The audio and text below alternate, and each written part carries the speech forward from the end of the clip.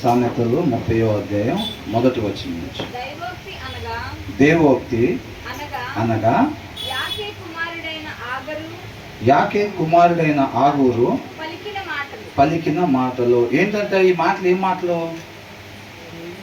దేవోక్తి అంటే దేవుని నుంచి వచ్చిన మాటలు. అవునండి. అప్పట్లో మోషే మాట్లాడింది సొంత మాటలా లేకపోతే దేవుని మాటలా?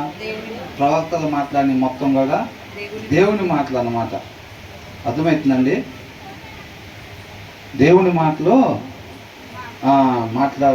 మాట్లాడుతున్నారు అన్నమాట, చెప్పబడతా ఉన్నాయి. ఏమంటారు అనగా యాకే కుమారుడైన ఆగూరు పలికిన మాటలు. ఆగూరు ద్వారా దేవుడు పలికించాడు అన్నమాట. ఈ మాటలో ఏం పలికించాడంట?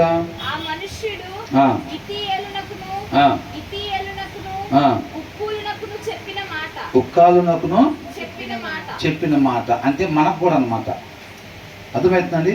ఇది ఆ దినాల్లో ఇజ్రాయేలీలకు చెప్పినా సరే మనకు కూడా చెప్పబడింది. ఇప్పుడు వాళ్ళకి ఇతియేలునకు ఉక్కాలునకును చెప్పబడిన మనకు కూడా చెప్పబడిన మాట అన్నమాట. ఏమని చెప్తున్నారు?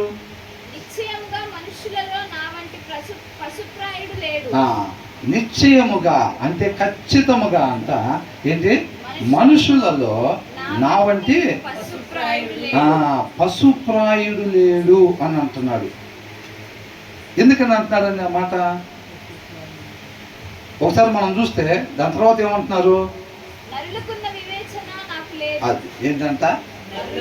నరులకి ఉన్న వివేచన నాకు లేదు అంటే యాక్చువల్ నరునికి ఉండాల్సిన వివేచన ఏదైతే ఉందో అది నాకు లేదు.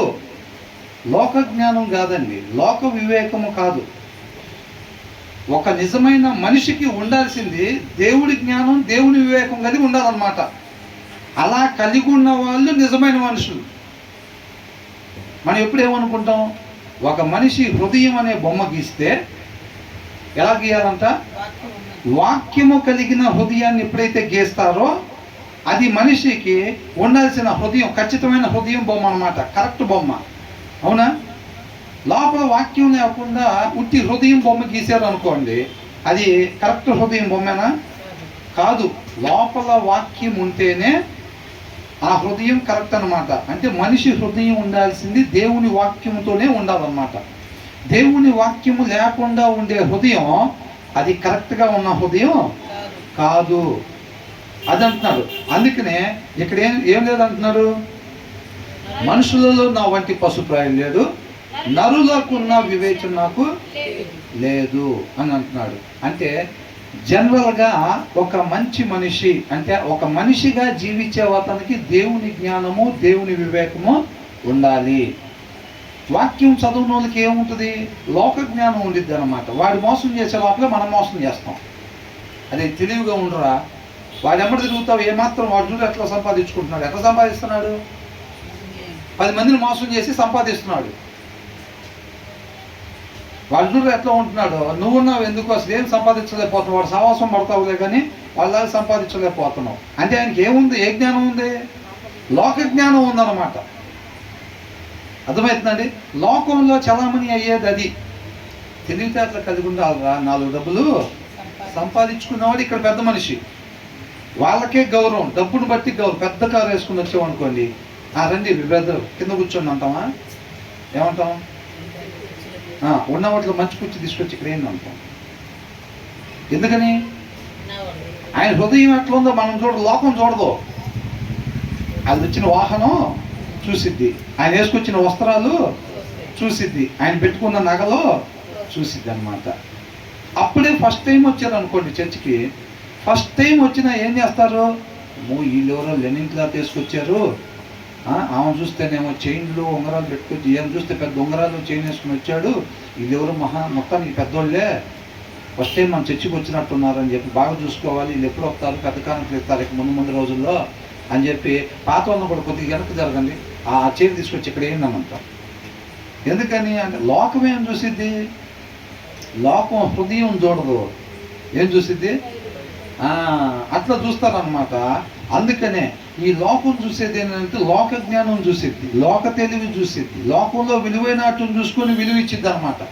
కానీ యాక్చువల్గా ఒక నరుడికి ఉండాల్సింది, నిజమైన మనిషిగా జీవించాలంటే కావాల్సింది దేవుడి జ్ఞానం, దేవుడి వివేకం కావాలన్నమాట.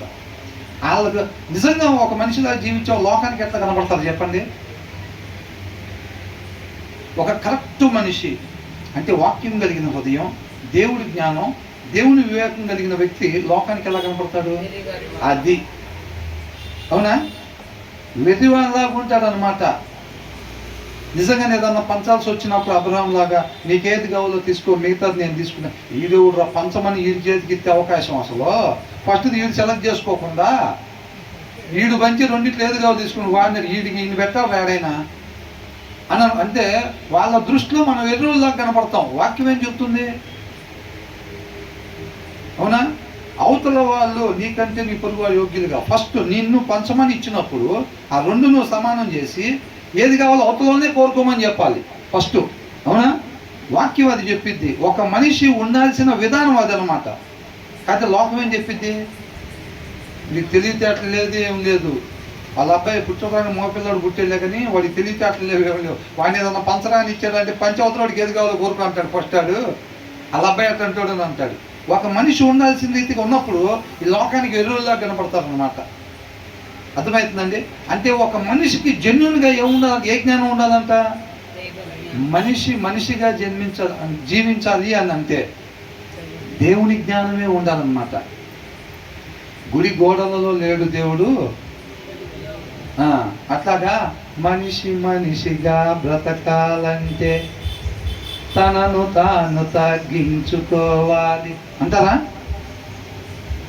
అదే లోకం ఎంత చూసిద్ది? వాడు చూసావా? అవునురా, ఫ్యామిలీ అంటే మాది. ఏంటంట? ఫ్యామిలీ అంటే మాది అంటారు వాళ్ళు. ఇక్కడ ఏమనుంది? మనిషిగా బతకాలంటే ఒక మనిషి నిజంగా ఒక మనిషి ఎలా బతకాలి అట్లా బతకాలని అంటే ఆ మనిషి ఏం చేయాలంట? తనను తాను తగ్గించుకోవాలంట.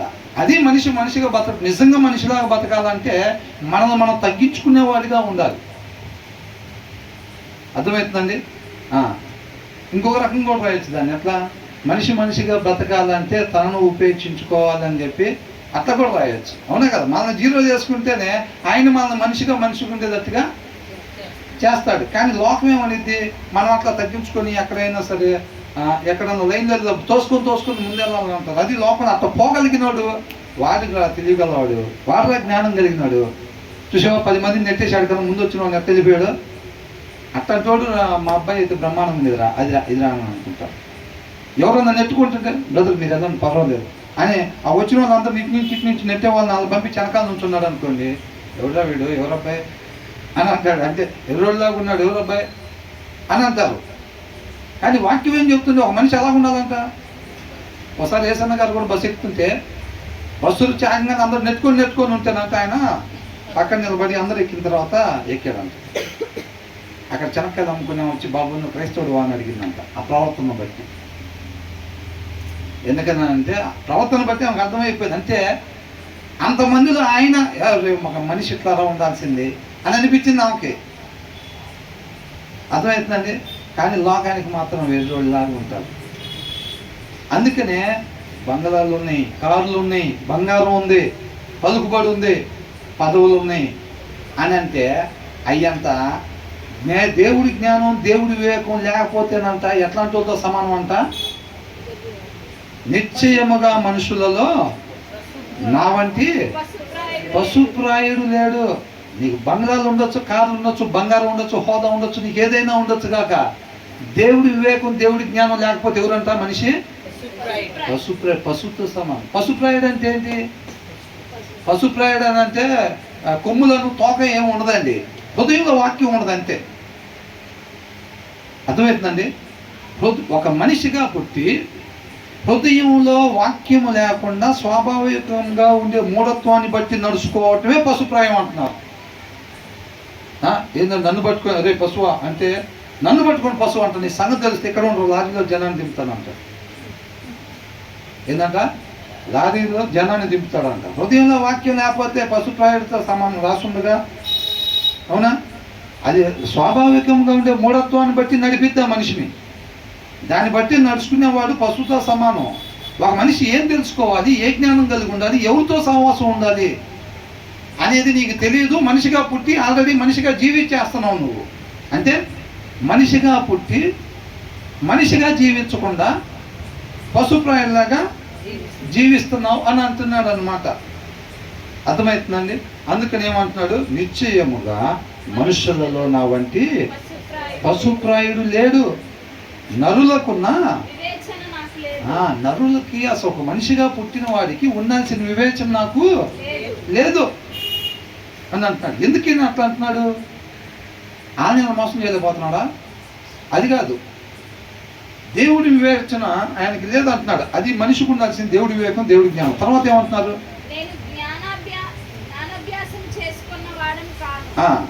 తర్వాత ఏం లేదంటే ఆయనకి జ్ఞానాభ్యాసం చేయలే. వాక్యం శ్రద్ధ పెట్టి చదవండి అంటే ఏం వచ్చింది బ్రదర్? ఓటీ చేసుకుంటే పైసలు బ్రదర్.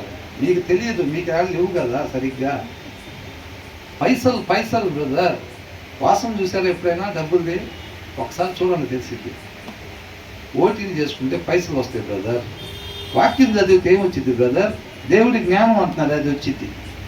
అది ఎవడు చూడండి, మరణం తర్వాత వచ్చేదని మీరు చెప్పేది. దాన్ని పొందుకోవాలనంటే వాక్య జ్ఞానం కావాలని అంటున్నారు. నాకు దాని మీద కాదు బ్రదర్, ఇక్కడ ఉండే రంగులు వెలిసే దాని మీద నా ధ్యాస అంతా. అవునా? కాబట్టి వాక్యం కూర్చొని వాక్యం చదువుకుంటే ఏమొచ్చింది? మరణం తర్వాత ఏదో నిత్య జీవం వచ్చింది అన్నారు. ఎవరు చూశాడు? అందుకనే వాక్యం చదువుకుండా ఉన్నాడు అనుకోండి, ఆ స్వాభావిక లోకంలో దేవుడి జ్ఞానం పనికి రాదండి. లోకంలో చలామణి అవ్వాలంటే ఆ మూఢత్వంతోనే పని. ఏంటంట? లోకంలో చలామణి కావాలి, లోకంలో ప్రథమ స్థానం సంపాదించాలంటే ఏం కావాలంట? వింటున్నారా? వింటున్నట్టుగానే ఉంటున్నారు. ఎవరు కాళ్ళు జాగ్రత్తగా బ్రదర్ నన్ను నడపకుండా వింటున్నట్టుగానే ఉండాలి. లోకంలో ప్రథమ స్థానంలో ఉండాలంటే ఏం కావాలి? నెంబర్ 1 మూర్ఖుడై ఉండాలి. 4-5 తలకాయలు తీసేసి రాజకీయ నాయకుడు అయిపోయేటట్టు ఉండాలి. ఏమాత్రం కూడా జాలి దయ అనేది ఏమీ లేకుండా, దేవుడి లక్షణం అనేది ఎక్కడ లేకుండా ఆ మూఢత్వంతో అవ్వలేక అవతరుడు ఏడుస్తుంటే కూడా మోసం చేసేటట్టు ఉండాలి. అట్లాంటి కఠిన హృదయం, రాతి హృదయం ఉండాలి. 70% మూఢత్వం ఉండేవాడి కన్నా 90% మూఢుడు ఎవడైతే ఉంటాడో లోకంలో వాడి చలామణి అవుతాడు, వాడు సంపాదిస్తాడు, వాడు పెద్ద మనిషిగా చలామణి అవుతాడు లోకంలో. అర్థమవుతుంది? లోకంలో నెంబర్ 1 ఉండాలని అంటే 100% హృదయం స్వాభావికంగా మూఢత్వం కలిగి ఉండాలి. లేదా మేము కోరుకునేది ఇన్ని రోజులు చెప్తున్నారు అంటున్నారా ఎవరన్నా?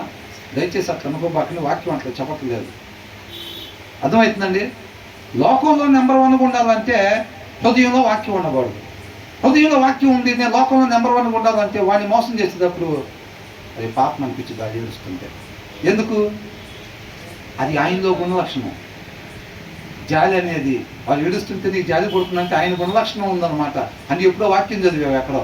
నువ్వు అసలు ఏం చదవకుండా ఉన్నావు అనుకో, ఆ జాలి దయ కరుణ క్షమాపణ ఇవన్నీ ఏం రావు నీ దగ్గరికి.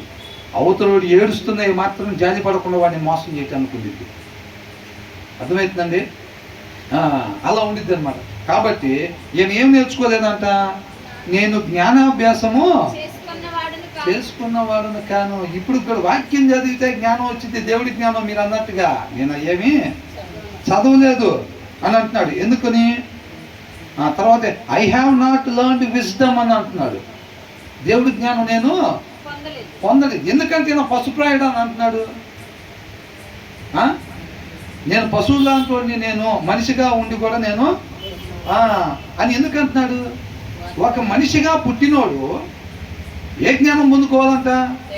దేవుడి జ్ఞానం పొందుకోవాలి.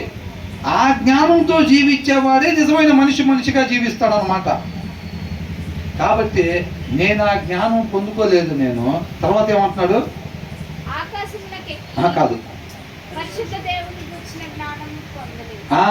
పరిశుద్ధ దేవుని గూర్చిన జ్ఞానము నేను పొందలేదన్నా.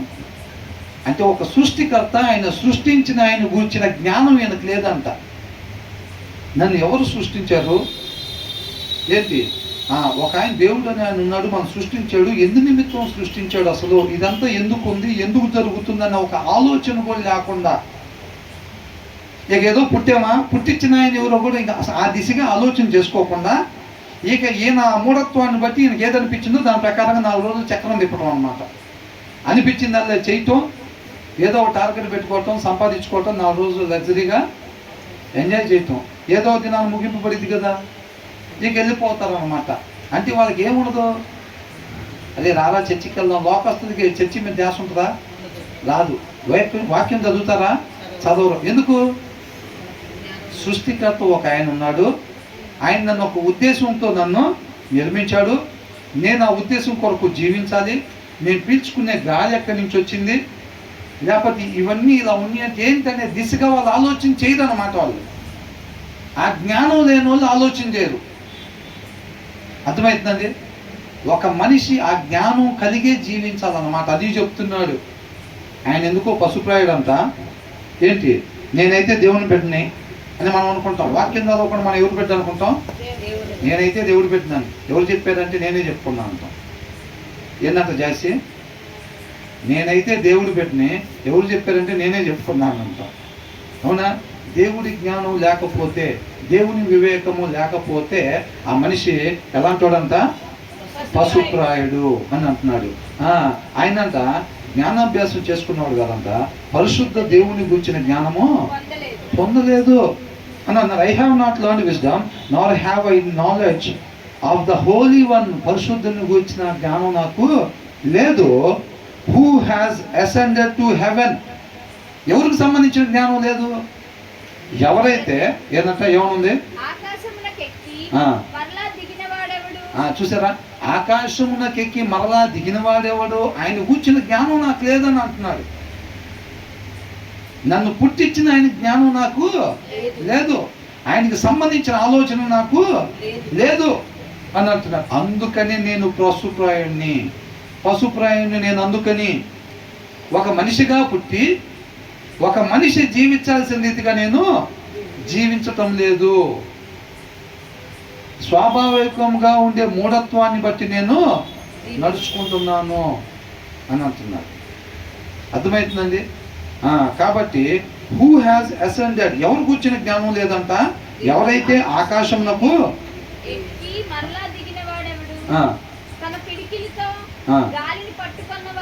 చూసారండి, తన పిడికిళ్ళతో గాలిని చూసారండి. మనకి ఎట్లా వస్తుంది గాలి? జనరల్గా బయట ఎట్లా వచ్చింది? ఇప్పుడు ఇక్కడ నుంచి అక్కడికి వెళ్తుంటే, నడుచుకుంటూ వెళ్తుంటే ఎవరో ఇసుక పెట్టి వెనకాల ఇసురుకుంటూ వస్తున్నట్టుంది.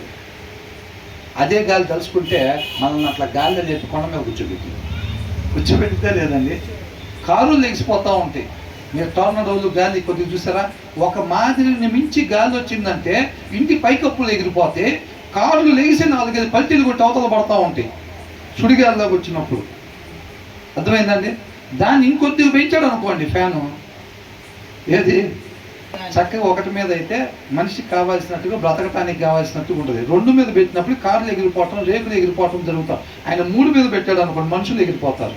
4 మీద పెడితే అసలు ఈ భూమి మీద ఏమి ఉండదు, ఏ కట్టడం ఉండదు. ఇక 5 మీద పెట్టాడు అనుకోండి, ఏమైంది? అంతా శూన్యం, ఏముండదు. ఇంకా శూన్యంలో భూమి వేలాడ చెప్పినట్టుగా మళ్ళీ అంటే ఉండిద్ది అనమాట. అంటే ఆయన ఏం చేశాడంట? గాలిని పిడికిలతో ఆయన పట్టుకున్నాడు. నువ్వు ఒకటి మీద ఉండు, దాన్ని అదుపు చేయగలిగిన వాడు. ఆయన గురించిన జ్ఞానమే లేదంట వీళ్ళకి. ఒక మనిషిగా పుట్టి పెరిగి అదే గాలి పీల్చుకొని బతుకుతున్నాడులే కానీ ఆ గాలిని ఎవరు పట్టుకొని, పిడికిలతో పట్టుకొని నేను పీల్చుకొని బ్రతకటం వరకు కావాలి. మనుషులు బతకటానికి ఎంత స్పీడ్గా గాలి వీచాలి అని దాన్ని ఆపరేట్ చేసే ఆయన గురించి మనం తెలుసుకోమన్నమాట. అదే గాలి పీల్చుకొని బతుకుతూ ఉంటాం కానీ ఆయన గురించి మాత్రం తెలుసుకోము. ఆకాశంకి ఎక్కి మన కోసం మరలా వచ్చి ప్రాణాన్ని పెట్టాడు. ఆయన వల్ల రక్షణ పొందుకోవాలి మనిషి. కానీ ఆయన గురించిన జ్ఞానం మనకి బైబిల్ చదవమంటే ఆయన గురించిన జ్ఞానం మనకు వద్దు. గాలిని ఆపరేట్ చేసి నువ్వు నేను సర్వే కావటానికి ఈ భూమి మీద సమస్త మానవాళి చెదిరిపోకుండా బతుకు తెరువు కోసం జీవితం సాగించాలంటే గాలి ఎంతవరకు ఉండాలి, ఏ ప్లేస్లో ఎలా వీసాలి, మొత్తం పంట వచ్చినప్పుడు అట్లా చేసిన పంటలు కూడా మొత్తం నాశనం అవుతాయి. అట్లంటే వాటిని పీల్చుకుని బతుకుతూ ఉంటాం. కాబట్టి ఆయన గురించి మాత్రం ఆలోచన ఉండదు. ఆయన కూర్చుని జ్ఞానం మాత్రం ఉండదు. సంపాదించాలి. ప్రస్తుతానికి ఎంత ఉన్నాయి, పైన ఇంకో ఫ్లోర్ వేయాలంటే ఇంకా ఎంత ఉండాలి. మనం ఉట్టి పగలే చేస్తే సరిపోదు. డ్యూటీలు ఒక్క బ్రాంచ్ ఆపరేట్ చేస్తే సరిపోదు.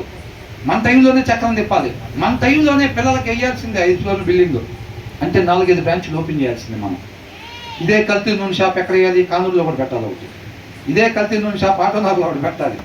ఇదే కల్తీ షాపు మళ్ళీ ఇంకొక దగ్గర కూడా పెట్టాలి. కరెన్సీ నగర్లో కూడా ఒకటి పెట్టాలి. ఎందుకని? నేనేదో ఒక ఫ్లోర్ వేసేది, తర్వాత మా అబ్బాయి 2వ ఫ్లోర్ వేసుకుని, వాళ్ళ అబ్బాయి 3వ ఫ్లోర్, అట్ట కాదంట. ఈయన హయాంలోనే 5 ఫ్లోర్లు వేయాలంట. ఈయన హయాంలోనే 5 ఫ్లోర్లు వేయాలంటే మరి 5 బ్రాంచ్లు ఏం టైంలోనే పెట్టాలి. అంతేనా కదండి? అర్థమవుతుందా? అట్లాగనమాట. అర్థమవుతుందండి. తర్వాత ఏమంటున్నారు? ఏం చేశాడంట? బట్టలో నీళ్లు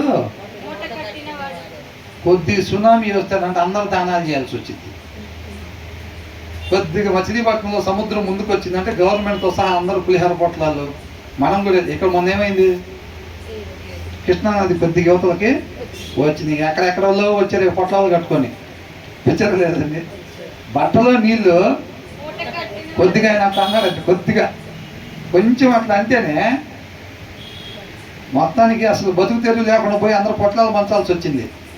అవునా?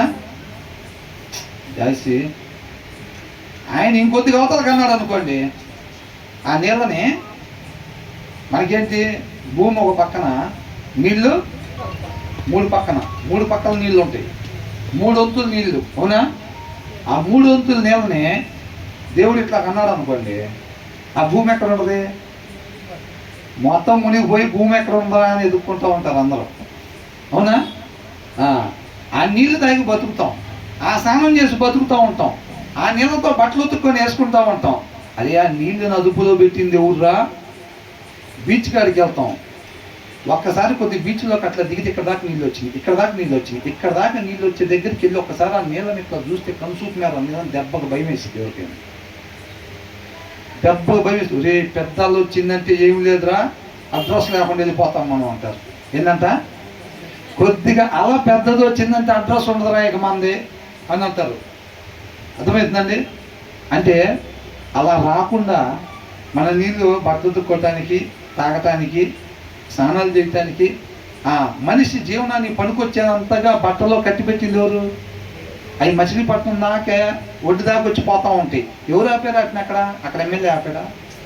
సీఎం గారు ఆపారా? పిఎం గారు ఆపారా? పోనీ పెద్ద ఆయన కదా, పిఎం గారు ఆపారా? ఆయన చెప్తే వాళ్ళు మాకు ఓట్లు లేదు, దాని మీదకి వెళ్ళిపోమనం కానీ వెళ్ళిపోతాయి. మరి ఎవరు చెప్తే వెళ్తాయి? ఆయన చెప్పాడు అనుకోండి, వెళ్ళిపోతాయి. 104వ కీర్తనలో ఏమనుంది? మీరు పలానా ప్రదేశానికి వెళ్ళిపోండి అని నీళ్ళతో చెబితేనంట కొండలు ఎక్కుకుంటా దిక్కుంటా వెళ్ళిపోయి ఆ ప్లేస్లోకి అవి చేరిపోయినాయి అంట. మనం చూసాం కదా. అసలు అడవిలో ఎక్కడో పెద్ద అమెజాన్ అడవిలో ఒక చెట్టు మీద ఉండే పక్షి కూడా ఎలా బ్రతుకుతుందో మొత్తం రాశారు దాంట్లో. కీర్తన 104లో ఒకసారి ధ్యానించుకుందాం మనం.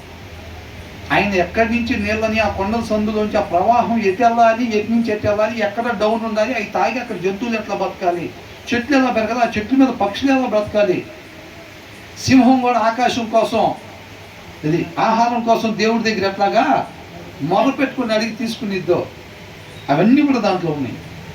మనం కూడా ఆ గాలిని పీల్చుకొని బతుకుతాం, కానీ ఆ గాలిని ఆపరేట్ చేసి ఆయన గురించి ఆలోచించాం.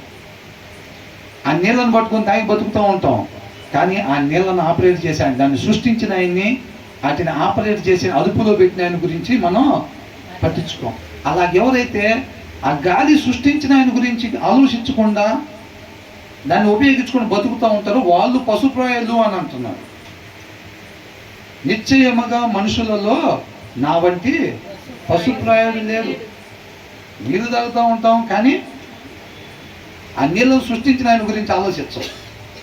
ఆయన దాన్ని అదుపులో పెట్టి మనందరూ, ఊరే 3 వంతులు నీళ్ళు ఉన్నాయిరా, ఏమన్నా కొద్దిగా భూమి ఎగుడు దిగుడు అయిందనంటే మొత్తం వస్తాయిరా ఇంకా భూమి మీదకి. ఈ పావు వంతు ఏమైతే సముద్రంలో కొద్దిగా ఎగుడు దిగుడు వస్తుంది అనుకో, సునామీలు ఎట్లా వస్తాయి? భూమి అక్కడ ఏదన్నా కొంచెం అట్లాగైనప్పుడు ఆ వాటర్ ఏమవుతాయి?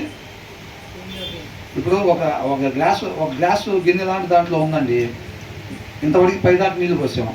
ఆ కింద దాన్ని ఇట్లా కొద్ది సొట్ట చేసాము అనుకోండి, ఏమైంది? ఆ సొట్ట తాలూకా నీళ్ళు బయటికి వస్తాయి. మరి ఇప్పుడు సునామీలు వచ్చేది కూడా అంతేగా, అట్లా వస్తాయి. ఆయన ఏం చేస్తున్నాడు? ఇన్ని సంవత్సరాలు, ఇన్ని వేల సంవత్సరాలు ఆ నీళ్లు హద్దులు దాటి వచ్చి భూమిని నాశనం చేయకుండా, కొద్ది భాగం భూమిని నాశనం చేయకుండా ఆయన ఏం చేస్తున్నాడు? అవుతున్నాడు. ఒరే, ఇది పిఎం గారి వల్ల కాదు, సీఎం గారి వల్ల కాదు, లోకల్ లీడర్ల వల్ల కాదు, ఎవరు అవుతున్నారో వాటిని అక్కడ అన్న దాని గురించి ఆలోచిస్తారు. వీళ్ళకి ఎంత కాడికి వెళ్ళి వెయ్యాలి, పైన ఇంకో ఫ్లోరు కొనాలి, పెద్ద కారు వెయ్యాలి, నెక్స్ట్ నామినేషను, ఎంతకాడికి ఇదే గాలి పీల్చుకుంటా బతుకుతా పోతూ ఉంటుంది. దీన్ని సృష్టించింది ఎవరు ఎంతకి అన్న ఆలోచన ఉన్నదో. వాళ్ళు పశుప్రాయులు అని అంటారు. ఇది మనకెందుకు చెబుతున్నారు? నీ ఆలోచన ఏమై ఉంది? నువ్వెంతకి ఏ జ్ఞానంతో నడపబడుతున్నావు? నువ్వు ఏ వివేకంతో నింపబడ్డావు? నువ్వెంతకి అసలు ఇంతకు నీకుందా? ఆకాశంకి ఎక్కి దిగిన ఆయన ఒక ఆయన ఉన్నాడు, నన్ను సృష్టించిన ఆయన ఒక ఆయన ఉన్నాడు, నన్ను గాలి సృష్టించాడు ఒక ఆయన, ఆ గాలి నేను పిలుచుకొని బతుకుతున్నా, ఆయన సంబంధించిన జ్ఞానం నీకుందా? లేకపోతే నువ్వు కూడా పశుప్రాయుడివేనా? అది లేకపోతే నువ్వు పశుప్రాయుడివే, అంతే. అర్థమవుతుందండి అంటున్నాడు. వేసుకున్నారా క్వశ్చన్ మార్క్? నాకు దేవుని గురించిన జ్ఞానము లేదని అంటున్నాడు. అదే నానింది, దేవుని గురించిన జ్ఞానము పొందలేదు. ఆకాశంలోకి ఎక్కి మరలా దిగిన వాడెవడు? తన పిడికెళ్లతో గాలిని పట్టుకున్నవాడెవడు? బట్టలో నీళ్లు మూట కట్టిన వాడెవడు? భూమి యొక్క దిక్కులన్నిటినీ స్థాపించిన వాళ్ళు ఎవరు? అసలు ఇదంతా కూడా ఎవరు ఎక్స్టెన్షన్ చేసింది? పోయి క్రికెట్ ఆడుకుంటారు, ఈ గ్రౌండ్ ఎవరు చేసింది? అసలు ఇంత బాగా చేశారు అని అంటారు. ఇంత బాగా చేశారు గ్రౌండ్, అసలు ఎవరు? మనం ఈ భూమి మీద జీవిస్తూనే ఉంటాం. ఈ భూమిని ఎవరు తయారు చేసింది? మా తాత ఏమన్నా తయారు చేశాడా? మా తాత ఏమన్నా భూమిలో తయారు చేశాడు? కొన్ని మన ముందున్న నాయకులు ఏమన్నా తయారు చేశారా? అది ఏమన్నా ఆలోచిస్తున్నావా అని అంటున్నాడు. అయితే మన పూర్వీకులు తయారు చేస్తుండాలి. లేకపోతే గొప్ప గొప్ప వాళ్ళు అనే వాళ్ళు ఎవరు ఈ లోకంలో? నాయకులు, డబ్బులు ఉన్న వాళ్ళు, సైంటిస్టులు. వాళ్ళు ఏమన్నా తయారు చేస్తుంటారా? దీన్ని జాయిసి ఈ అర్థని తయారు చేస్తుంటారా వాళ్ళు? వాళ్ళ వల్ల అయ్యే పని కాదే. ఈ భూమి మీద టాప్ మోస్ట్ లీడరు, అమెరికా అధ్యక్షుడు కూడా ఈ భూమిని తయారు చేయలేడే. అందరికన్నా బాగా డబ్బున్న అతను కూడా దీన్ని తయారు చేయలేడే. గొప్ప సైంటిస్ట్ కూడా దీన్ని తయారు చేయలేడే. అంటే దీన్ని ఎవరు ఒక ఆయన తయారు చేసి ఉంటాడు, ఆయన ఎవరు అని ఇప్పుడు ఆలోచిస్తున్నావా? దానికి సంబంధించిన జ్ఞానం ఉందా అని అంటున్నాడు. ఆయన కూర్చిన జ్ఞానం నువ్వు కలిగి ఆ జ్ఞానంతో నడుచుకుంటుంటేనే నువ్వు మనిషిగా జీవిస్తున్నట్టు. లేకపోతే మనిషిగా జన్మించి పశువులాగా జీవిస్తున్నట్టు. శ్రద్ధగా వాక్యం చదివి వాక్య సారాంశం ప్రకారంగా జీవించకపోతే, పోలికలు మనుషులాగా ఉన్నా సరే జీవితం ఎట్లుందంట? పశుప్రాయుడు అని అంటున్నాడు ఆయన. వాక్యం శ్రద్ధగా చదవకపోతే మనుషులలో మనం జీవిస్తున్నప్పటికీ కూడా మనం ఎవరంట? పశుప్రాయులమే. అర్థమైందండి? లిటరల్గా తీసుకోబాకండి. బ్రదర్ ఏంటి అట్లా అంటున్నాడు? పశువులని మాకేం తోకలు ఉన్నాయా, కొమ్ములు ఉన్నాయా? జాయిసి ఏంటంట? మాకేం తోకలు ఉన్నాయా, కొమ్ములు? తోకలు కొమ్ములు కాదు పశుప్రాయుడు అంటే. హృదయంలో ఉండాల్సిన దేవుడి జ్ఞానం, వివేకం లేకపోవటమే పశుప్రాయం, అంతే. అది లేకపోతే నువ్వు నేను పశుప్రాయులు, అంతే. అర్థమవుతుందండి? ఆ దేవుని గూర్చిన జ్ఞానం, సర్వ సృష్టికర్త గూర్చిన జ్ఞానం. నువ్వు నేను సృష్టింపబడ్డామా లేకపోతే మనంతటకు మనమే సృష్టించుకుందామా? మన సృష్టికర్తలమా లేకపోతే సృష్టిలమని? మనం సృష్టి. మనల్ని ఒక ఆయన తయారు చేశాడు. జాయిస్ ఏంటంట? మనల్ని ఒక ఆయన తయారు చేశాడు. మనల్ని తయారు చేసుకోలేదు మనం, అవునా కదా? ఆయన కూర్చిన జ్ఞానము కలిగి జీవించటమే మనిషిలాగా జీవించటం అని అంటున్నాడు. అలా లేకపోతే మనుషుల పశువులాగా మనం జీవించటము అని అంటున్నాడు అనమాట. కాబట్టి భూమి యొక్క దిక్కులన్నిటినీ స్థాపించిన వాడెవడు? ఆయన గురించిన ఆలోచన ఉందా? జ్ఞానం ఉందా? ఆ జ్ఞానం ఉందండి, ఆ ఆలోచన ఉందండి. ఇందు నిమిత్తం సృష్టింపబడ్డాం, దాని కొరకే జీవించాలనే ఆశ ఉందండి. తప్పడుందంటే మనం రైట్ వేలో మనం వెళ్తున్నట్టే. ఏంట్రా నిజంగానే మనం ఇన్ని రోజులు ఇక్కడ జీవిస్తున్నాం దగ్గర వీటి గురించి ఎప్పుడు ఆలోచించలేదే అని అనిపిస్తుంటే మనం ఎక్కడ ఉన్నట్టు, ఎలాగున్నట్టు? పశుప్రాయుల్లాగా. ఒరే పిచ్చుడు ఎదురోడా, నువ్వు వాటి గురించి ఆలోచించుకుంటా ఉండు, మేము ఓటీల మీద ఓటీలు చేసుకొని డబ్బులు సంపాదించుకొని పెద్ద పెద్ద కార్లు పెద్ద పెద్ద బంగ్లాల్లో తిరుగుతూ ఉంటాంరా అని అంటారు. ఏంటంట? వీడి గురించి ఆలోచించేవాడు వెర్రోడంట, వీళ్ళు మాత్రం వాటి గురించి ఆలోచించిన వాళ్ళు పెద్ద మనుషులు ఇక్కడ. అవునండి. కాబట్టి తర్వాత ఏమంటున్నాడు? ఆ భూమి మీదే ఉంటా దాని సృష్టికర్తను గురించిన ఆలోచన లేదు, దాని గురించిన జ్ఞానము లేదు. ఎందుకు నిమిత్తం నన్ను ఇక్కడ ఉంచాడు అసలు ఆయన అనే ఆలోచన లేదు. దాని గురించి ఆలోచిస్తే, దాని గురించి జవాబు వెతకటానికి వస్తే అందరూ ఏమని చెప్తారు? ఏమండి పలానాది కావాలంటే ఎక్కడంటే అక్కడికి వెళ్ళండి, అక్కడికి వెళ్ళండి, అక్కడికి వెళ్ళండి అని అడ్రస్ చెప్తారు కదా. ఈ ప్రశ్నల్లో ఏ ప్రశ్న ఎవరినన్ను అడిగినా ఇక్కడికి వెళ్ళండి అని అంటారు. ఎక్కడికి? ఎక్కడికి? వాక్యము. అర్థమవుతుందండి? ఈ ప్రశ్నల్లో ఏ ప్రశ్న అడిగినా కానీ ఇక్కడికి వెళ్ళండి అని అంటారు. అప్పుడు అక్కడికి వస్తావు. అప్పుడు నువ్వు దాన్ని శ్రద్ధ పెట్టి చదువుతుంటే దాని గురించి జ్ఞానం వివేకం మనకు వచ్చింది. అర్థమవుతుందండి? నెబుకద్నెజరు ఎట్లాగైతే పశువులాగా గడ్డి మేసేవాడు మళ్ళీ మనిషిగా మారారో, ఆ రీతిగా మన పశుప్రాయులుగా ఉండే మనము శ్రద్ధ పెట్టి వాక్యము చదవటం వలన ఎలా తయారవుతాం? నిజమైన మనుషుల్లాగా మనము తయారవుతాము, నిజమైన మనుషులుగా జీవిస్తాము. ఒక మనిషి మనిషిగా జీవించినప్పుడు తండ్రి దగ్గరికి చేరుకుంటాడు. తండ్రితో పాటు ఉండాలి అని అంటే ఒక మనిషి మనిషిలాగా జీవించాలి. అర్థమవుతుందండి? అంతే తప్ప ఉపవాసం ఉంటున్నామండి, 7 వారాలు ఉపవాసం ఉన్నాం, లోపల కిడ్నీలు దెబ్బతిన్నాయి అంటున్నారు. దేవుని కోసమేనండి. నీ కిడ్నీలు తినేం బతకడు ఆయన. అవునండి, మన కిడ్నీలు తినేం బతకడు. ఆత్మ నడిపింపుకి సహకరించడానికి ఉపవాసం, అంతే తప్ప అవసరం లేకపోయినా ఉపవాసం ఉండి భక్తి అనుకుంటే ప్రాణాలు పోతాయి. పోతాయి లేదండి? పోతాయి అంతే. వాళ్ళు అనుకుంటారు లోపల చూపించగానే మా లోపలంతా పోయినా అంటే స్తోత్రం ఉన్నాయన్న పెద్ద భక్తులు. రేసన్న గారికి అయితే మొత్తం పోయినాయి అంట. అంత కాకపోయినా కొన్నైనా పోయినాయి ప్రభు నీకు స్తోత్రం. పర్వాలేదు భక్తులు అట్లయితే. కావాలని పొద్దున్న తినకుండా, మధ్యాహ్నం తినకుండా, సాయంత్రం తినకుండా, రేపు పొద్దున్న తినకుండా, రేపు మధ్యాహ్నం తినకుండా యేసన్న గారికి అయితే మొత్తం పోయినాయి అంట. మనకు కూడా సగమన్నా పోతే నీ జీవితం ధన్యమైంది. అట్లాంటి కోరుకోడు ఆయన, నీ అవయవాలు కోరుకోడు. అర్థమవుతుందండి? సాఫ్ట్వేర్ ఉద్యోగం కోసం కంప్యూటర్ కొని పెడతారు. ఆయన చిత్తం నీ ద్వారా నా ద్వారా ఏ కార్యాలు అయితే ఆయన చెయ్యాలనుకున్నాడో ఆ కార్యాల కోసం ఈ శరీరం మనకి ఇచ్చాడు. దీని పని కావాలని పాడు చేసి ఆయన శోధించటం. ఏం చేస్తాం? కావాలని దీన్ని పాడు చేసి శోధించటం. అట్లాగా మనం ఎప్పుడు కూడా ఆయనగా తెలుసుకోవాలి. తెలియపోతేనే తన పనులు చేసేది మనం. అర్థమవుతుందండి? నేను అనేది యేసన్న గారు తప్పు చేశారని కాదండి. నేను అనేది కొంతమంది ఇట్లా ఉపవాసాలు ఉన్నారు, వాళ్ళు ఉన్నారు, వీళ్ళు ఉన్నారు అని చెప్పి మనం అవసరం లేకపోయినా కానీ ఉపవాసం ఉండి అట్లా ఉంటే ఏమైందండి? నువ్వు కావాలని అట్లా ఉండి అవయవాలు పోతుంటే నేను ఆయన కోసం ఉన్నాను, ఆయన కాపాడుతున్నాను అంటే ప్రాబ్లం అయ్యిద్ది. అయితే అవుదా? ఖచ్చితంగా అయ్యిద్ది. అర్థమవుతుందండి? కాబట్టి ఆయనగా తెలుసుకోవాలి. ఆయన ఏం కోరుకుంటాడో తెలుసుకోవాలి. నిజమైన భక్తి ఏంటో తెలుసుకోవాలి. ఆయన ప్రేమస్వరూపి. మనం కూడా నిస్వార్థమైన ప్రేమ కలిగి దాంతో నింపబడి ఆ ప్రేమనే కనపరుస్తూ జీవించాలి. మనలో ఆయన్ని కనపరచాలి. యేసయ్య తినలేదండి? తిన్నారా లేదా? తిన్నారు కదా. అది తండ్రి నడిపించే నడిపింపుకి శరీరం సహకరించేటట్టుగా ఉపవాసాలు ఉన్నారు. అర్థమవుతుందండి? అంతేనా కదా ఉంది. అట్లాగా దేవుని తండ్రి మాట నెరవేర్చడానికి, దాని కొరకు జీవించడానికి శరీరం దానికి ఎప్పుడు పెట్టాలి, ఎంత పెట్టాలి, ఎన్నిటిని పెట్టాలి, ఎన్నిటిని పెడితే తండ్రి మాట ప్రకారంగా నడుస్తుంది. ఒక బయట ఎక్స్ట్రా వంగని కొద్దిగా మందకిస్తుందంటే దాని వాడికి ఆపాలి. అర్థమవుతుందండి? మీరు చూడండి, 3 పూట్ల భోజనం ఆపి ప్రార్థన చేయమని చెప్పండి, చేస్తారేమో? ఆల్రెడీ పడిపోయి పూట అయి ఉంటుంది.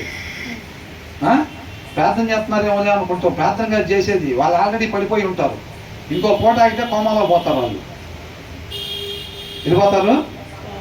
ఇంకో పూట ఆగితే కోమాలోకి పోతారు వాళ్ళు. అర్థమవుతున్నా కాదండి. ఆయనగా తెలుసుకోవాలి. మనం అట్లా అక్కడే ఉండి 2 పూటలు మానుకొని 3 పూటలు మానుకుంటే కోమాలో పోతాం. పెద్ద భక్తులు అనుకుంటే పొరపాటే. ఆయనగా తెలుసుకున్నట్టే. కాబట్టి తర్వాత ఇక్కడ ఏమంటున్నారు ఇంకా, ఆయన పేరేమో ఆ, ఆయన కుమారుని పేరేమో నీకు తెలిసి ఉన్నదా? అడుగుతున్నాడు మనల్ని. నన్సి అడుగుతున్నాడు దేవుడు. దేని గురించి అడుగుతున్నాడంట? మధ్యాహ్నం భోజనం తిన్నావా గట్టిగానే? ఎస్సన్. ఇప్పుడు డిన్నర్ గురించిన ఆలోచన, ఆశ, ఆకలి ఉందా? అది కాదు అడుగుతుంది. ఏంటంట? ఆయన పేరేమో ఆ, ఆయన కుమారుని. ఇప్పుడు మమ్మీ వండొచ్చిందాన్ని తినడానికి ఆకలి ఉందా? ఆయన చిత్తాన్ని నెరవేర్చడానికి ఆశ ఉందా, ఆకలి ఉందా అంటున్నాడు. యేసయ్య మనిషిగా జీవించేటప్పుడు అంటే యెషయా గ్రంథం 11:4 ఉంది కదా, ఆయన ఎందు భయభక్తులు కలిగి ఉండటం ఆయనకి ఇంపైన సువాసన అంట. నీకు నాకేం సువాసన కావాలి? నూడిల్స్ బండి దాడుతుంటే మెడపట్టిద్ది అంతే. ఏంటంట? నూడిల్స్ బండి దాడుతుంటే మెడ పట్టిద్ది, దాన్ని మళ్ళీ బలవంతంగా ఇట్లా ఆపుకోవాలి. అయినా మళ్ళీ అది తిరుగుతూ ఉండదు. ఆ స్మెల్ పోయిందాక మోటు పట్లు ఉంటుంది చూసారు, ఆ కార్టూన్ మోటు సమోసాలు వాసన చూడండి, నెట్ వెళ్ళిపోతారు, మనం అట్లాగా వెళ్ళిపోతూ ఉంటాం. ఆయన ఎందు భయభక్తులు కలిగి ఉన్నట్టు ఇంపైన సువాసన. మనకెట్లా ఉంది అంటే, ఒక మనిషి మనిషిగా జీవించాలంటే అది ఉండాలి ఇంపైన సువాసనగా. నీకు అదే ఉందా? అదే ఉంటే మనం రైట్ వేలో ఉన్నట్టే.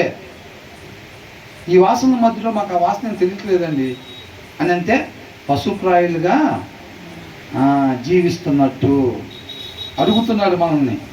ఆనంద్ ఏమడుగుతున్నారంట?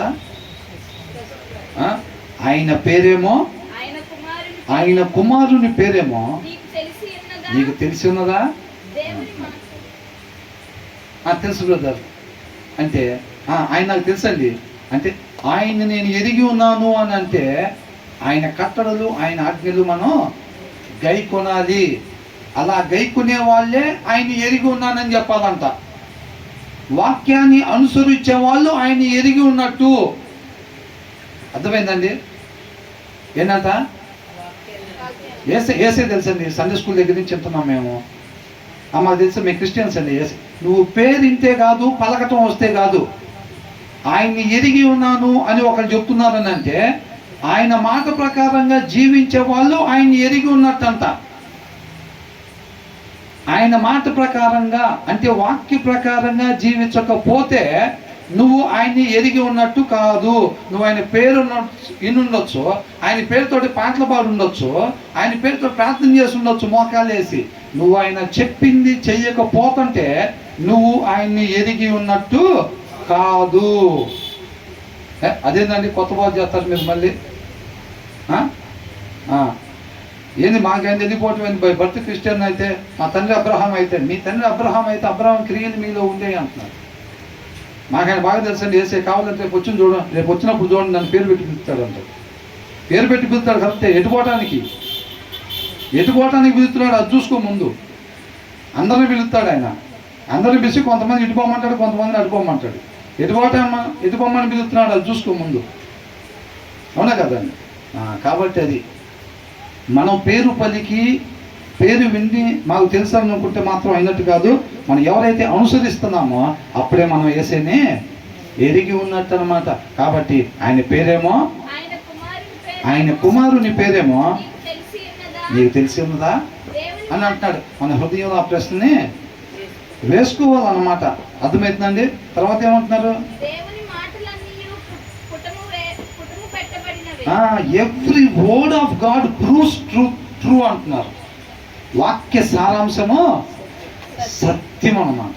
ఒక మనిషి సత్యముగా జీవించాలి, సత్య ప్రకారంగా జీవించాలి. ఒక మనిషిగా జీవించాలని అంటే సత్యముగా నడుచుకోవాలన్నమాట. ఆ సత్యం ఏంటంట? ఆయన నోట నుంచి వచ్చే ప్రతి మాట సత్యాన్ని నిరూపిస్తుంది అన్నమాట. Every word of God proves true అని అంటున్నారు. He is a shield to those who take refuse in him అని అంటున్నారు. తెలుగులో ఏమనుందండి? ఎవరికంట? పలహారాలకు డబ్బులు ఇచ్చిన వాళ్ళక, ఇక్కడికి వచ్చి ఫస్ట్ పాట పాడిన వాళ్ళక, 30 గంట ప్రార్థన చేసిన వాళ్ళక, 1.5 గంట వాక్యం చెప్పిన వాళ్ళక, ఎవరికంట? ఆయనను ఆశ్రయించిన వారికి మాత్రమే ఆయన కేడెమో. వాళ్ళకు మాత్రమే రక్షణ, వాళ్ళు మాత్రమే సురక్షితమైన ప్రదేశంలో వాళ్ళు మాత్రమే ఉన్నట్టు. ఆయన్ని ఆశ్రయించడం అంటే ఏంటి? ఏముంది బ్రదర్, ఇప్పుడు ఆయన ఆశ్రయించాం అంతే. ఇంటి దగ్గర నుంచి దీని లోపలికి వస్తుంటే ఆయన ఆశ్రయించినట్టు అంతేనా? దీని లోపలికి వచ్చి యూట్యూబ్లో షార్ట్స్ చూసుకుంటుంటే ఆయన ఆశ్రయం ఉన్నట్టేనా? మనకి ఇక్కడికి వచ్చి నిద్రపోతుంటే ఆయన ఆశ్రయం ఉన్నట్టేనా? ఈ ప్రదేశంలో అభిషేకం మొన్న ఒక ఆయన చెప్తున్నాడు, మొన్న ఒక ఆయన పెద్ద దైవజనుడే, ఆయన చేత ప్రార్థన చేయించుకోవాలని తాతాలు ఆడుతున్నారంతా స్టేజీ మీద. అసలు ఆయన అభిషేకం కలిగి జనాలు నిలబడలేక పడిపోతున్నారండి. ఆయన చేత ప్రార్థన చేయించుకోవడం, తను పోయాను ప్రార్థన చేయమంటే నేను అలసిపోయాను, నేను ఇప్పుడు ప్రార్థన చేయలేను, దయచేసి నన్ను ఇబ్బంది పెట్టద్దు అన్నారు. ఒక్కసారి కనీసం అట్లా చేయమని అని చెప్పాను. చెయ్యమంటే కూడా దయచేసి నన్ను ఇబ్బంది పెట్టద్దండి అని అన్నాడు. వేరే ఆయన వచ్చి బాబు అక్కడ ఇబ్బంది పెట్టబాక అయ్యారు పక్కన అని అంటే వెళ్ళిపోయాను. పక్కకి వెళ్ళి ఏడ్చుకున్నాను నేను అన్నాను. ఏడ్చుకున్నానండి నేను. ఆ మాత్రం అర్హత కూడా లేదా? ఆయన చేత చెయ్యి తల మీద పెట్టించుకునే అర్హత కూడా లేదా అని చెప్పి ఏడుస్తుంటే అప్పుడు దేవుడు నేనున్నాను కానీ నీకెందుకు, నా చెయ్యి నీ మీద పెడతానని చెప్పి ఆయన చేయి పెట్టినాను. ఏంటంట ఆయనకున్న అభిషేకానికంటే జనాలు నిలబడలేక పడిపోతున్నారు అంట. అదే అభిషేకం అసలు. అట్లాంటి అభిషేకాలు కూడా ఉంటాయా? యేసుక్రీస్తు పోతుంటే పడిపోని జనం, ఈయన పోతుంటే స్టేజ్ మీద నిలబడలేక జనం పడిపోతున్నారంట. ఆయన చేత చేయించుకొని మరి ఇప్పుడు సత్యవాక్యం చెప్పేవాళ్ళు ఎవరి చేత చేతులు నేర్చుకుని ప్రార్థన చేసుకోకుండానే చెబుతున్నారు కదండి. ఆశపడే ప్రాణాన్ని దేవుడు తృప్తిపరుస్తాడు కదా. నీ అంతరంగంలో ఆయన సారాంశం కొరకు దప్పికొని ఉంటే నిన్ను తృప్తిపరుస్తాడు. నీ తల మీద ఎవరు చేయాల్సిన పని లేదు. అర్థమవుతుందండి? అది దేవుడు చూస్తాడు. నిన్ను జీరో చేసుకొని నువ్వు మనిషిగా జీవించాలనే ఒక ఆశ నీకుంటే చాలు, నేను తృప్తిపరుస్తాను నిన్ను, నేను నడిపిస్తాను నిన్ను, నేను జయింపు చేస్తాను నిన్ను అని అంటున్నాడు. నీకు ఆ తపన లేకపోతే నేనేమి చేయను. కాబట్టి ఇక్కడ ఏమన్నాడు? ఆయనను ఆశ్రయించు వారికి ఆయన కేడెము. ఆ కేడెము ధరించుకున్న వాళ్ళకి తిరుగులేదు. He is a shield to those who take refuse in them. వాక్యాన్ని అనుసరించటమే ఆ కవచాన్ని ధరించుకోవటము. అర్థమైందండి? ఏంటంట? వాక్యాన్ని అనుసరించటమే ఆయన్ని ఆశ్రయించటము. అక్కడే నాకు రక్షణ. అప్పుడే నేను ఆయన కవచాన్ని, ఆ కవచాన్ని ధరించుకున్న రక్షణ కవచం అంటే వాక్యాన్ని అనుసరించటం. అదే నీకు కేడెమో, అక్కడే నీకు రక్షణ. కీర్తనలు 11 దావీదు దాన్ని ధరించుకుని ఉన్నాడు కాబట్టి సింహం వలె నీతిమంతులాగా మాట్లాడుతున్నాడు. నేను ఎందుకు పారిపోవాలి? నాకు ఆశ్రయదుర్గం ఉన్నాడు, నన్ను ఎవరు కదిలించలేరు. ఆయన లోపల ఉన్నాడు, ఆయన ఆశ్రయించాడు. వాక్యాన్ని అనుసరించడం అంటే అది ముందు పరిస్థితి వేరుగా ఉండొచ్చు. ఈ టైంలో అబద్ధం ఆడితే బతుకుతావురా అని అనుకోవచ్చు. ముందు పరిస్థితి అలా ఉంటుంది. నువ్వు నీతిగా ఉన్నప్పుడు ఆయన్ని ధరించుకున్న వాడిగా ఉంటావు. పరిస్థితిని వైపు బట్టి కాకుండా విశ్వాసంతో నువ్వు ఎప్పుడైతే జీవిస్తావో నువ్వు ఆయన్ని ధరించుకొని ఉంటావు అన్నమాట. నిన్ను ఎవ్వరు కదల్చలేరు. వాక్యాన్ని అనుసరించినప్పుడు నిన్ను ఎవరు కూడా కదల్చలేరు. నీకు ఆయన తోడుగా ఉంటాడు, ఆయన్ని కలిగి ఉంటావు, ఆయన్ని ధరించుకుని ఉంటావు అని అంటున్నాడు. అది ఆయన్ని ఆశ్రయించటం అంటే. అంతేలే కానీ ఇక్కడ లోపలికి వచ్చేస్తే నేను సేఫ్ ప్లేస్లోకి వచ్చేసా, ఇక్కడ నా పోద్దని నేను చేయలేదు. ఇంటికాడ మొత్తం సీరియల్ చూసి నీ దీని లోపలికి వచ్చేసాం కానీ ఆడు వచ్చా గుమ్మం దాకే ఉంటాడు అనుకుంటున్నారా? నీ పక్కన కూడా కూర్చొని ఉంటాడు. ఇక్కడ కూడా నా పక్కన కూడా ఉంటాడు. ఇక్కడే తెలుసండి, నా పక్కన కూడా ఉంటాడు. ఇక్కడ నా హృదయంలో వాక్యం లేకపోతే ఏదో దూరిపోతాడు అంతే. ఇక్కడికి వస్తారా బ్రదర్? దీని లోపలికి వస్తాడా? దీని లోపలికి కాదు, ఎక్కడికైనా వస్తాడు. నేను ఈ బల్ల మీద ఎక్కి కాళ్ళు కింద అనుకున్న కూర్చున్నా సరే నా హృదయంలో వాక్యం లేకపోతే ఎక్కడంట? ఈ బైబిల్ పెట్టుకుని ఈ ప్లేసులో కాళ్ళు నేల మీద అనకుండా నేను హాస్పిటల్ వేసుకుని కూర్చున్న వాక్యం చెప్పే బైబిల్ పెట్టుకునే ప్లేస్ అండి, పరిశుద్ధమైన ప్లేస్ అండి అని చెప్పి నేను ఈ ప్లేసులో హాస్పిటల్ వేసుకొని కూర్చొని ఉన్నా హృదయంలో వాక్యం లేకపోతే దూరిపోతాడు అంతే. వాక్యం లేకపోతే దూరిపోతాడు. నువ్వు దీంట్లో ఉన్నావా? లేదా యెరూషలేము మెయిన్ టెంపుల్లోనే అక్కడ నువ్వు మెయిన్ ప్లేస్లో ఆల్టర్ దగ్గర కూర్చొని ఉన్నా సరే నీ హృదయంలో వాక్యం లేకపోతే దూరిపోతాడు అంతే. అవునా కదండి? దావీదు కోట కట్టేటప్పుడు ప్రార్థన చేయకుండా రాళ్ళు వేసి ఉంటారా? ప్రార్థన చేయకుండా కోట ప్రారంభించుంటాడా? ప్రార్థన చేసే కోట ప్రారంభించాడు. ఆ కోట మీదకి ఎక్కినప్పుడే పడిపోయాడు ఆయన. మరి ఎంత పడిపోయాడు? రాళ్ళల్లో అభిషేకం లేదా? రాళ్ళల్లో అభిషేకం కాదు ఉండాల్సింది, ఫ్లోరింగ్ పైన నూనె నీళ్ళు కాదు చల్లాల్సింది. నీ హృదయంలో వాక్యం లేదు కాబట్టి దూరిపోయాడు అంతే. బండల మీద నూనె పోతే నీళ్ళు పోతే ఏమొచ్చింది? హృదయంలో వాక్యం లేకపోతే నూనె డబ్బాలు పట్టుకొని ఏ సత్యమే చేయమని చెప్పి నువ్వు దీన్ని భయపెడితే ఏం భయపడరా? అట్లాగా నీ హృదయంలో వాక్యం లేకపోతే నువ్వు నూనె క్యాను టిన్ను బుధానికి కట్టుకున్నా సరే దూరిపోతాడు లోపలికి. అర్థమవుతుందండి? వేరే రకం కాదండి, లిటరల్గా దానికి ప్రాధాన్యత లేదు. ఆయన్ని ఆశ్రయించటం అంటే వాక్యాన్ని అనుసరించటము. ఆ కవచం మనం ధరించుకున్నట్టు అప్పుడంతా ఏమంటున్నాడు? ఆయన ఆశ్రయించిన వారికి ఆయన కేడెము అని అంటున్నాడు అన్నమాట. కాబట్టి ఆయనగా మనము తెలుసుకోవాలి, మనల్ని మోసం చేసుకోవద్దు. ఆయన ఆశ్రయించటం అని అంటే ఫెలోషిప్ లోపలికి వచ్చేసేయటం అనుకుంటా, లేకపోతే ఇంకో దగ్గరికి వెళ్ళిపోవటం అనుకుంటా. ఏంటండి? ఇంకో దగ్గరికి వెళ్ళిపోవటం. ఏమంటే దురాత్మ పట్టిందండి, అమ్మాయి ఇట్లా కొట్టిందండి, అవునా చర్చిలోకి తీసుకురండి. ఏముంటుంది అక్కడ? ఏసయ్య ఎక్కడ చర్చిలోకి తీసుకెళ్ళి దురాత్మ వదిలిపెట్టాడు? ఆయన బజార్లోనే వదిలిచ్చాడు. ఆడబడతాడా? చెట్టు కింద ఉంటే చెట్టు కింద దురాత్మ వదిలిస్తున్నాడు. పోనీ ఇంటికాడ ఉన్నప్పుడు ఇంటి దగ్గర దురాత్మ వదిలిస్తున్నాయి. ఆయన ఎక్కడ చర్చిలోకి తీసుకురామని చెప్పాడు? ఆయన ఆడ తెచ్చాను అటు వచ్చేస్తున్నాను అన్నాడా? ఏమన్నా కింద పడి తనకి రాస్తున్నానంటే అది తెచ్చేయండి, నేను కూడా తాళాలు తీసుకుని వచ్చేస్తాను. ఇక్కడైతే ఏం చేయలేమా? చెప్పండి. అవునా కదండి? అట్లాగా. కాబట్టి ఇక్కడ ఏమంటున్నారు? అది మనం మోసం చేసుకోకూడదండి. ఆయనగా తెలుసుకోవాలి, ఆయన హృదయ ఆలోచన ఎరిగి ఉండాలి.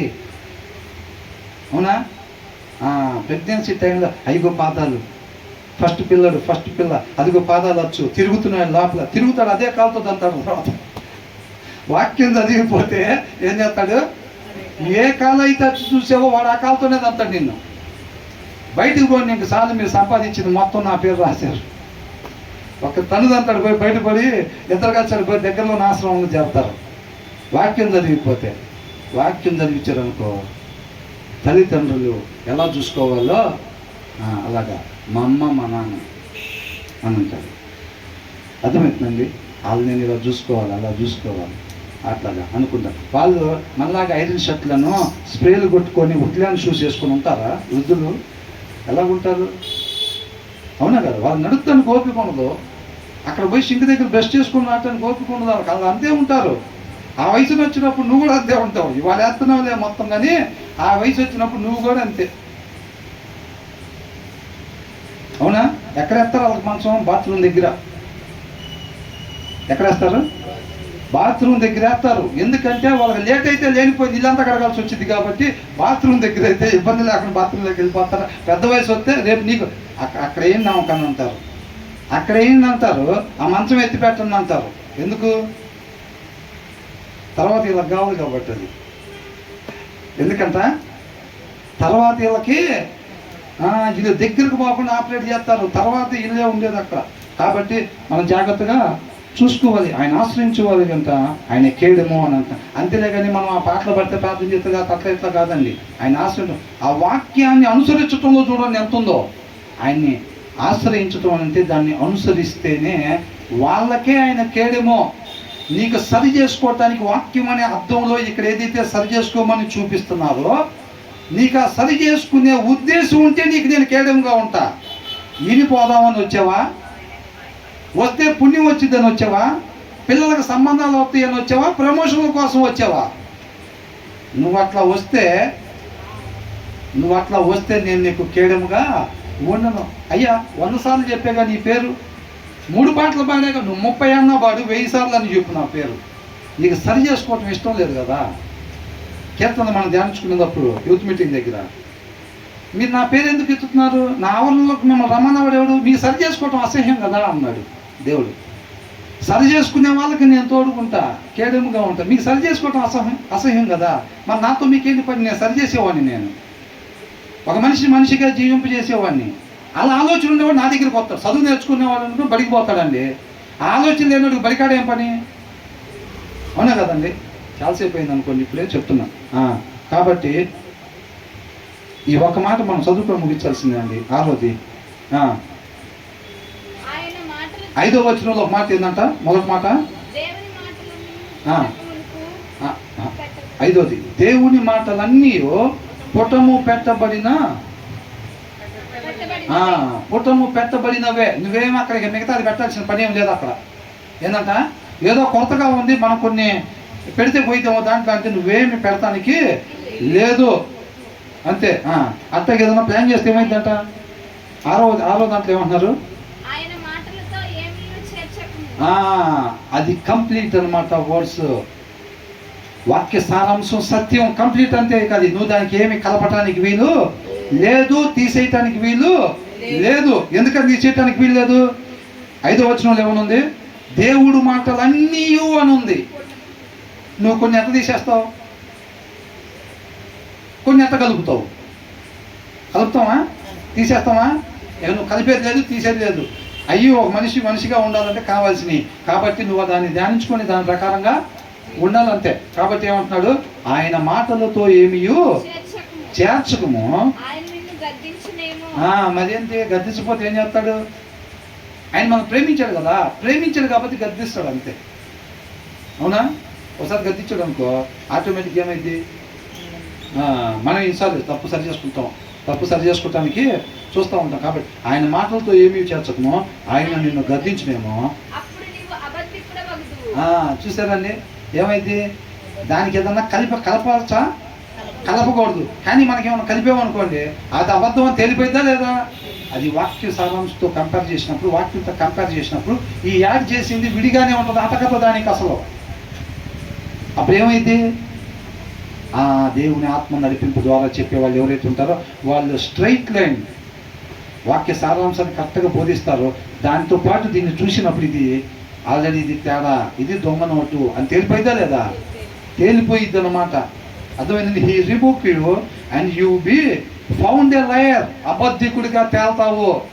నువ్వేమన్నా దానికి కలపటానికి కానీ తీసేయటానికి కానీ నువ్వు ప్రయత్నం చేసినట్టయితే ఏంటంట, నువ్వు అబద్ధికుడుగా నువ్వు తేల్తావు. గుర్తుపెట్టుకో, దేవుడు నిన్ను గద్దిస్తాడు. అవి సంపూర్ణమై ఉన్నాయి. అది మొత్తం కూడా అవి సత్యాన్ని నిరూపణ చేస్తున్నాయి. వాడికి ఏమీ కలపాల్సింది లేదు, తీసివేయాల్సింది లేదు. దాని ప్రకారంగా మనం ఉండటమే. ప్రసంగిలో ఏమనుంది 12:13, సమస్త మానవాళికంతా ఆయన యందు భయభక్తులు కలిగి ఉండి ఆయన ఆజ్ఞలు ఆయన కట్టడలు గైకొనటమే మానవ కోటికి విధి అంట. ఈ భూమి మీద ఉండే ప్రతి మనిషి చేయాల్సింది అది. ఇక దాంట్లోకి ఏమైనా కలపటాలు తీసేయాలి కాదు మనం చేయాల్సిన పని. ఆయన యందు భయభక్తులు కలిగి ఉండి ఆయన వాక్యాన్ని అనుసరించటమే సమస్త మానవ కోటికి అదే విధి. ఇక వేరేదేమీ లేదంట. ఇది ఎవరో అల్లా తప్ప ఆయన చెబుతున్న ఆయన కాదు. ఓ 10,000 ఓట్ల మెజార్టీలో గెలిచిన వార్డు మెంబరో, ఎమ్మెల్యేనో, మినిస్టరో, సీఎం గారు, పిఎం గారు చెబుతున్న మాట కాదు. దేవుని దగ్గర నుంచి జ్ఞానం పొందుకున్న ఎవరు చెబుతున్నారు? ప్రసంగి ఎవరు రాశారు? సొలొమోను. సమస్తంలో జ్ఞానవంతుడు. దేవుని దగ్గర నుంచి అంతకు ముందున్న రాజులందరికంటే తర్వాత వచ్చే రాజుల కన్నా జ్ఞానవంతుడు అంట. అంతటి జ్ఞానవంతుడు మనుషుల మీద మొత్తం పరిశోధన చేసి ఫైనల్గా చెప్పిన మాట. నువ్వు దాని వెనకాల, డబ్బు వెనకాల, నవ్వు వెనకాల, ఆనందం వెనకాల, కంఫర్ట్ వెనకాల, లగ్జరీ వెనకాల నువ్వు పరిగెత్తడం కాదు. ఈ భూమి కింద నువ్వు ప్రయాసపడేది ప్రతిది కూడా వ్యర్థమే. నువ్వు డబ్బు సంపాదిద్దాం అనుకుంటున్నావా? నేను సంపాదించిన దాంతో పోతే నువ్వేం చూస్తావు? ఆ సంపాదన అనేది దాన్ని అంటే తారాస్థాయి అంటారు చూసారా? సంపాదనకి తారాస్థాయిలో నేను సంపాదించి చూశాను, నాకన్నా ఎవరు సంపాదించిన లేరు అని అన్నాడు. దాంట్లో తృప్తి లేదు, దాంట్లో సత్యం లేదు, అది నేను తృప్తిపరచలేదు. కొన్ని ఆనందపడదాం అనుకుంటున్నావు జీవితంలో, ఆనందంకి తారాస్థాయి అనేది ఏంటో నేను చూసి వచ్చా, అది వ్యర్థమైంది అంటున్నాడు. పలుకుబడి అనుకుంటున్నావా, పదవులు అనుకుంటున్నావా? నన్ను మించిన పదవి ఇక్కడ లేదు. అర్థమవుతుందండి?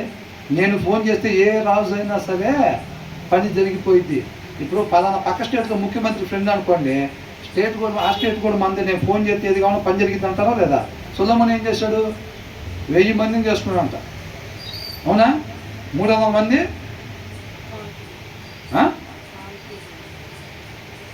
700 మంది ఎవరు? వైఫ్సా? ఏదైనా మొత్తానికి 1000 మంది ఉన్నారు. ఒప్పుకోతుందా? సరే, మిమ్మల్ని అడుగుతున్నా చూడండి, నేను ఇక్కడ నుంచాను. అయితే ఏదైనా 1000 మంది ఉన్నారు. వాళ్ళు ఎవరిని?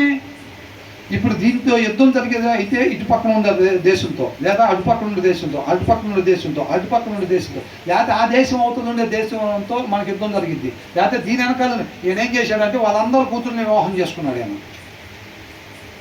వాళ్ళందరు కూతుర్లని అందరు రాజుగారు, ఈ దేశం రాజుగారి కూతుర్ని వివాహం చేసుకున్నాడు, ఆ దేశం రాజుగారి కూతుర్ని వివాహం చేసుకున్నాడు, ఆ వెనకాల దేశం రాజుగారి కూతుర్ని వివాహం చేసుకున్నాడు.